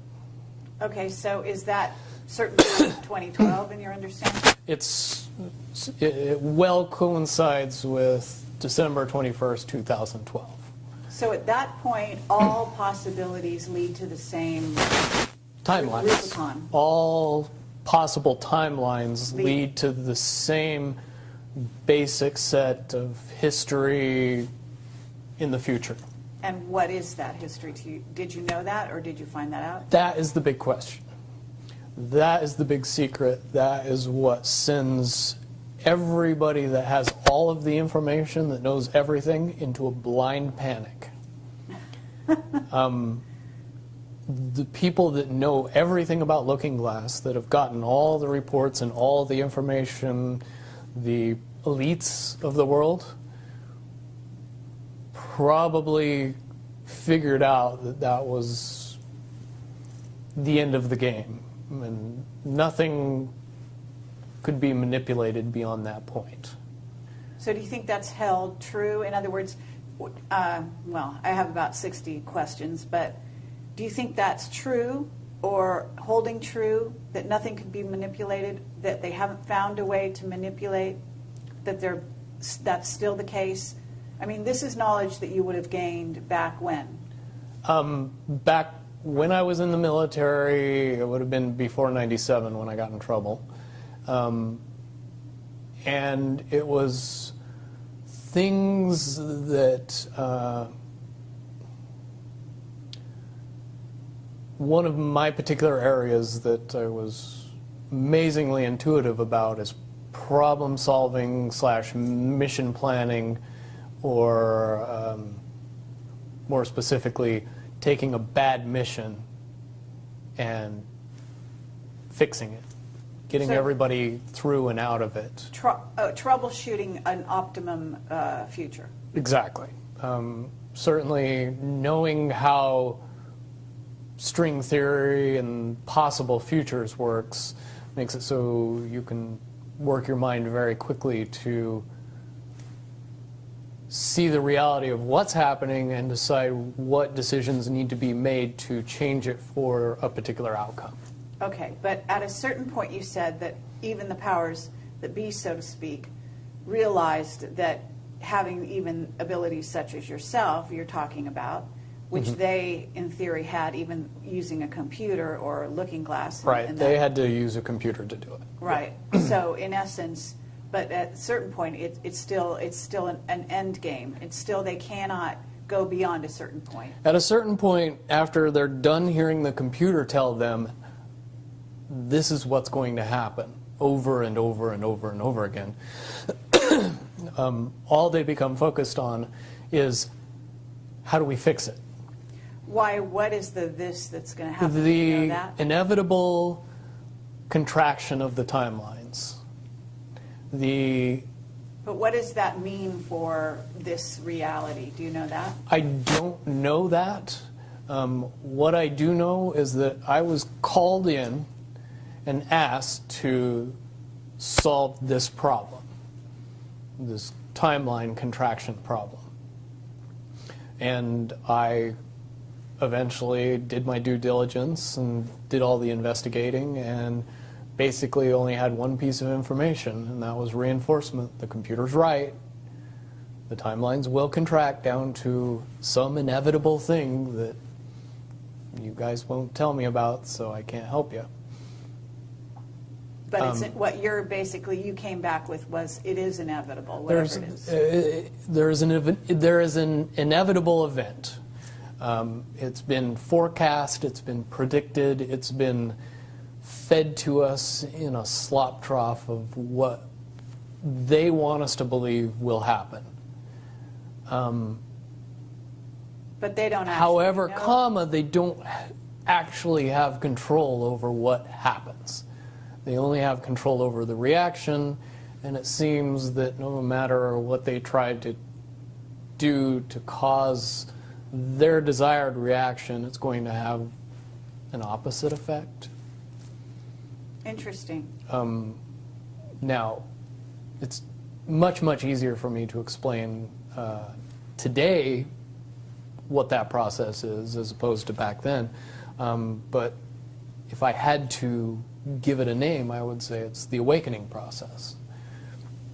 It's an evolution of consciousness that cannot, will not, and no matter what decisions or possibilities are injected into the equation, eventually it all resolves down to us all learning the truth and becoming aware of this massive dam of lies that has been built that keep us from knowing massive volume of information that we should otherwise possess.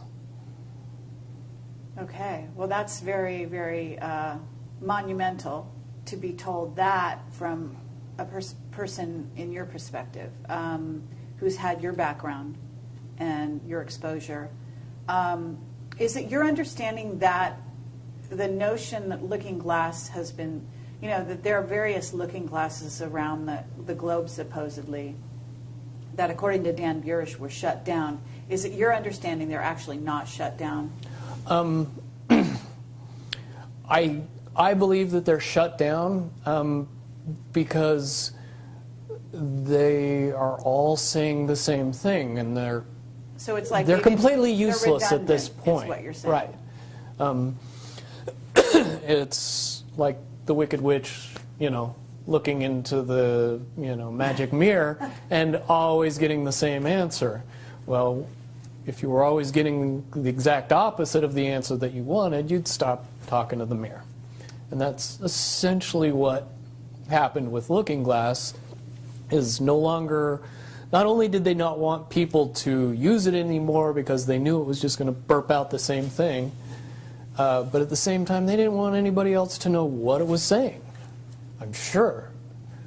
Because that they would lose control. Because that information was of a monumental concern when I was in the military about how to prevent this inevitability. Now, at first I thought it was end of the world. Now I see end of the world as end of their world. Well said. Okay, but are you aware, do you know the difference between Looking Glass and the Yellow Cube? Yes. Okay, and are you aware of what happened to the Yellow Cube and how it was used and so on? I believe that the Yellow Cube still exists. I can't say for certain if it's on this planet, but I would say that it's definitely protected from use at this point. Okay, well that coincides with the testimony we got. Can you also verify that leaders of... But let me say one thing about the Yellow Book and its differences with Looking Glass. The Yellow Cube or the Yellow Book would give you your possible future. Yes. So it took basically the choices that you would inherently make along a timeline and tell you what that timeline would be, given that you made all the choices that your brain would make. Well, this is exactly what I was just going to ask you. What we were told is that leaders of governments and so on, people in high places, politically, would use this to try to see their most optimum future and then follow those. So they were using it to enhance their wealth, et cetera, Yeah. in a very egotistical way. And that was part of the problem with it. And that supposedly one of the specific things we were told had to do with Hillary. Are you aware of any of that? You mean the 2012 prediction for her? Well, will you tell me what you know?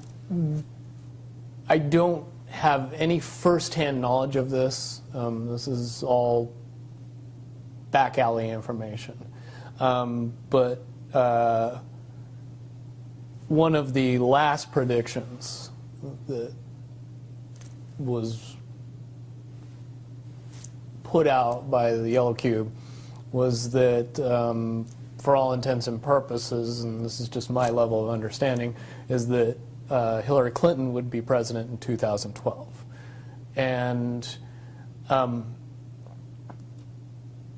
when the Yellow Cube is involved, it leads me to question what I know about Looking Glass and string theory along with that. The first question that anybody that knew anything about the process would know is who was using the cube Right. when it made that prediction.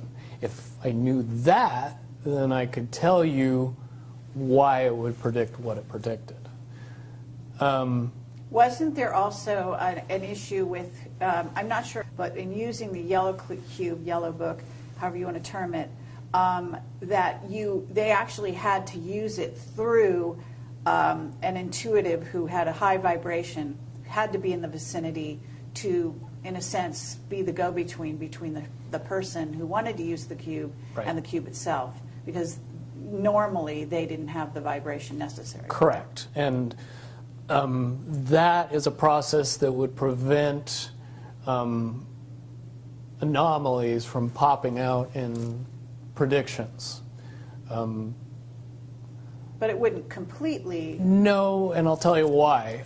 If it was used properly by somebody that knew how to use it and could eliminate their thought process from the machine's effective use, it would be very easy to get an exact, what future holds. Right. However, anybody that has that ability would inherently know that that information could not be given and would be protected. And that inherent notion would inject something into the yellow cube or the yellow book that would give an inaccurate statement. Just by the person that's using its intuition saying, if I tell the truth, it'll be bad. So the higher levels pick up on that and throw out a different scenario that Right. isn't the truth. It's in a sense the feedback loop gets dirtied somewhere along the line by exposure. And that's why those pieces of technology should have never been used by humanity in its current level of understanding. Because for all intents and purposes, the technology doesn't work right when we use it. Right. I totally get that. Okay, so to get back to Looking Glass and the possible futures that they do converge, and the notion of, is there anything else that you can tell us, that you would want to tell us about that and the rest of the laundry list of sort of information that you had direct exposure to, either for yourself or through someone that you had vetted? The biggest cherry on top of all this conversation would be a synopsis to say that if I could convince everybody out there that for all intents and purposes, what we believe to be true eventually becomes true. If somebody convinces us that a major disaster is going to happen in the very near future, a major disaster happens in the very near future. If we don't buy into that fear and accept that there is really nothing that we know is going to happen, and accept of whatever happens, that makes the convergence of the timelines happen as naturally as possible. Any attempts to try to go away from this one inevitable conclusion, which I again see as a new beginning, an end of this reality, the beginning of something that we can't even possibly understand based on the level of our beliefs currently. But when all that information comes flooding out, there's going to be no denying what's true and what's a lie or what's illusion. We won't have the choice to believe that 9/11 happened because of a bunch of terrorists, because we'll know exactly what's happened. Basically what we're experiencing right now is two master chess players sitting at the board. And one of them looks down at the board and sees that he's in checkmate in 7 moves. And he looks across at his opponent and he knows that his opponent sees it too. So there's no getting out of it. So at this point, the loser can only prolong the game. The game, both players know the game is over. It's only a matter of time before he does this, and then you're forced to do this, and then he's forced to do this, and eventually checkmate. We, as a race, if we could understand that the game is over, that based on the rules of the game, the bad guys have already lost, the good guys have already won. Yes, there's moves left on the table, but those moves are being forced by the player that is going to win. The only way that checkmate can't happen is if the player that's winning makes a mistake. But from all of the information that I've gathered, all of the information that's been given, all of the information that's been vetted to me, it seems pretty obvious that the good guy player on the side of the chessboard knows exactly what has to be done to win the game. And so at this point, any mistake would be all but impossible. But again, you really have to understand the game to know that the guy that's losing is lost. And I'm sure most people sitting watching a chess match between two advanced chess players know the game's over long after the two players know it's over, because they can't see the board and see that there's only 7 moves left. Okay, but when we come to this convergence, and again, you've seen, or the looking glass has seen, up to that point.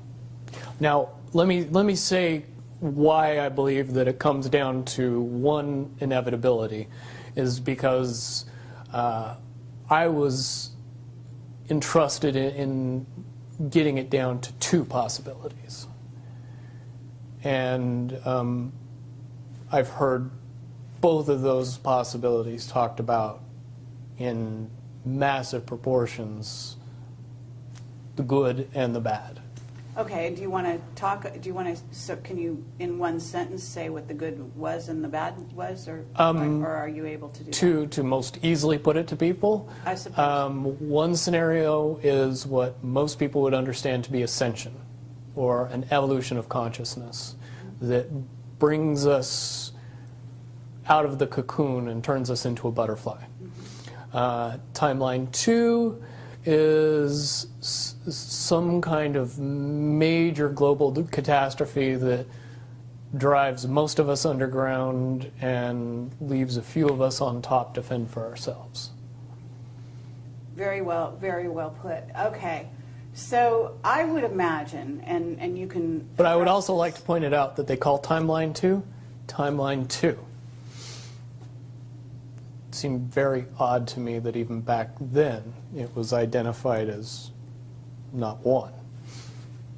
And that Okay. one is the didn't ascension get one. talked about. Okay, but 1 is the one that involves what in essence would be ascension, or moving into, from the cocoon to the butterfly. Okay, but I believe, based on what you're telling me, that they would have used a lot of people like you that had a proclivity for being able to see the future, to be what is a sort of an advanced psychic remote viewer, whatever you want to call that, and looking glass, to posit these potential futures, to go up to that point and to view it, and that you're just one of many. Wouldn't you agree? I would agree. And back in 1991, when I began my little adventure in the military, I would say that it was pretty obvious that there wasn't very many of us. However, you go 20 years into the future, and you find out that it's coming to the point where there's a lot of people that have that ability, that are inherently realizing that ability, and are able, through some unknown extraordinary means, to develop that ability inside themselves without any outside help or assistance. And it's quite obvious that as far as advanced intellectual abilities, as far as simple intelligence levels, and cognitive skills of the human race has increased exponentially in the past 20 years.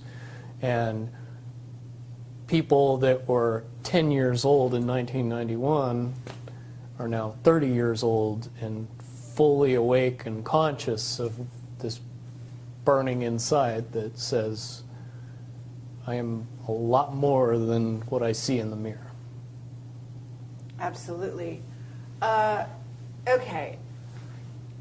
I do have a question in regard to what the military-industrial complex has been working on. Because with the knowledge that you say they have, assuming that they have this level of knowledge that you're talking about, right? In other words, of the timelines converging and the fact that there was going to be something. And I don't know if you saw the movie or the TV show Fast Forward.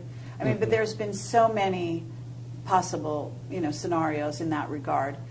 But one of the things that goes on is they are very busy building underground bases, supposedly underground cities. And so they seem to be hedging their bets for the negative timeline and putting their emphasis there. And would you say that that is because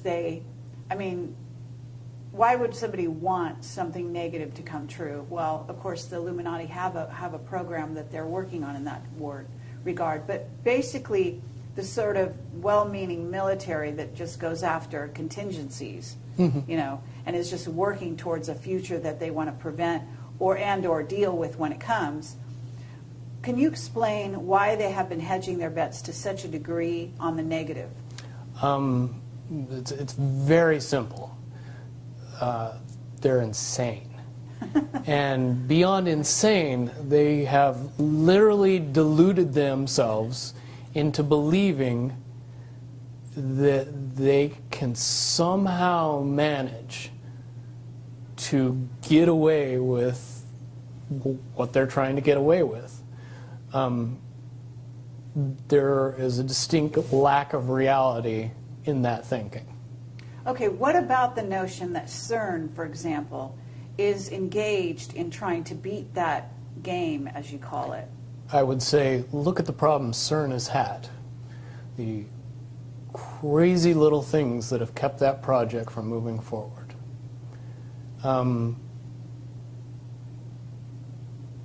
Certainly they have never even come close to getting that project to the level that they want it to be to do what they really want to do with it. Okay, well, what about the notion that that's the party line, that they haven't been able to do so? But if you really think about it, that's what they would prefer people believe, so that they don't think that there's a threat. But when you listen to the interviews of the scientists that are working on the project, even they say that it seems like somebody or something from the future won't let them get that project done. And the craziest little things have caused massive damage to that project. And when you get the foremost thinker in string theory saying, yeah, I don't think we're going to do it because I don't think fate wants us to do it, that says something about a scientist. Okay, so, well, thank you very much. I think that at this point we're going to have to close this down unless there's any other things that you think that we haven't covered or that we could possibly touch on that you want out there. No, I don't think we'd get any further tonight. Certainly, from what I know, the questions will come out, and be more than happy to do a live feed after that and answer any questions that anybody comes up with from this interview. Wonderful. All right. Well, thank you very much, Bill Wood, for your service to humanity. Well, hopefully I can get everybody else working towards that goal as well. Absolutely. Well, apparently, regardless of which way they work, the convergence will happen. Yeah, there's a certain element of pain that we can reduce by just not accepting that we don't have choices in the matter. And sitting back and waiting for the aliens to fix everything isn't going to help. Absolutely. If we are inevitably coming to a rising consciousness, we should start trying to elevate our consciousness as fast as humanly possible and make that transition a lot easier when it comes.